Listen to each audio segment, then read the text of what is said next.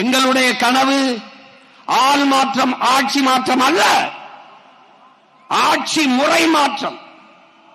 அதனால்தான் அடிப்படை அமைப்பு அரசியல் மாற்றம் எங்கள் இலக்கு என்ற முழக்கத்தை முன்வைத்து களத்திலே நிற்கிறோம். கட்டிய கட்டடத்திற்கு வெள்ளையடிக்க வந்த சீர்திருத்தவாதிகள் அல்ல, அந்த கட்டடத்தை இடித்துவிட்டு புத்தம் புதிதாக புதிய ஒரு கட்டடத்தை கட்ட வந்த புரட்சியவாதிகள் நாங்கள்.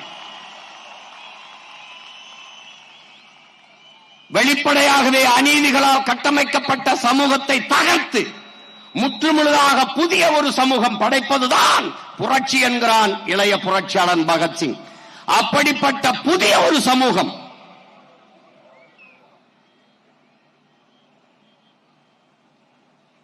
இங்கே அரசியல் என்பது கட்சி அரசியல், தேர்தல் அரசியலாக கட்டமைக்கப்பட்டிருக்கிறது. மக்களுக்கான அரசியல் இல்லை. இங்கே செய்தி அரசியல், விளம்பர அரசியல் இருக்கிறது. சேவை அரசியல், செயல் அரசியல் இல்லை.